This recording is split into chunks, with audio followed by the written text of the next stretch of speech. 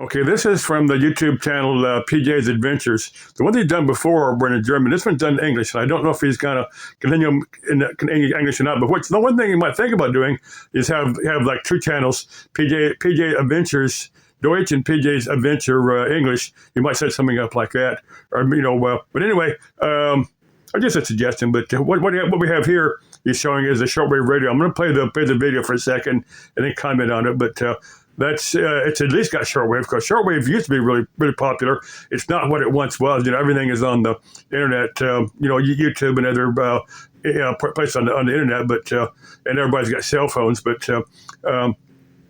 shortwave through probably the 70s up in the 80s a little bit, but by then people started getting cable TV and stuff started going, and then the internet showed up, and there's only a little bit of interesting stuff on shortwave anymore, but there's some interesting stuff, and this stuff described here on YouTube that is on one thing of number stations, but the one thing I want to talk about, those traps you showed, animal traps you showed earlier in this video, and I'm almost certain that those animal traps have been illegal in the United States for some time, because they're really, really cruel. An animal would get trapped in one and have to starve to death. I've heard of animals actually chewing their leg off, to get out of one of those traps. So they're particularly cruel. Shooting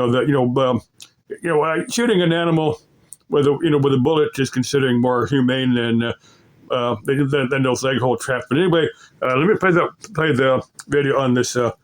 It's at least shortwave. Some of those it has a medium wave, which is I don't know the wavelengths in meters, but the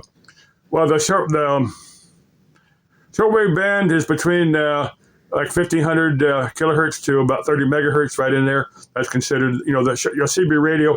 It's at about 27 megahertz. That's right at the top end of the shortwave. But anyway, let me play this. That may have long wave on there, which is down below the 550 kilohertz medium wave. Is particularly cool, this old one, like a Volksempfänger, a huge wooden system that is easily a meter wide, which you could use as a cupboard down there and also for listening to the radio. But the thing is from Tesla.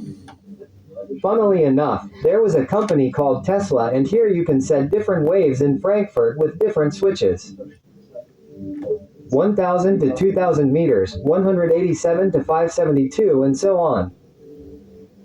The thing is really, really cool. Trying to think of where 1,000 meters, trying to think where that frequency, without put it in kilohertz, megahertz. I'm going to figure that out later, but Nikola Tesla did,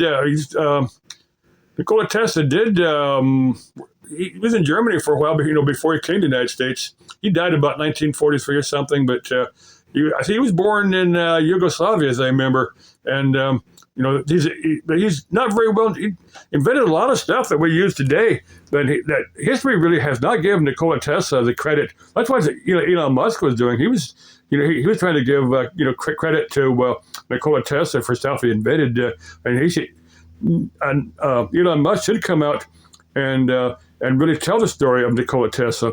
You can find info on him. I'm sure there's probably at least a wiki page, for Nikola Tesla. But very, very cool guy that history has really forgotten, and it's really a shame. But let me play a little bit more of this. And I don't think I've ever seen it this size before.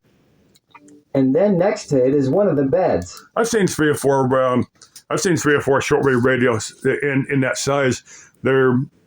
A lot of people like to carry them around. They like something more portable. They don't like those big.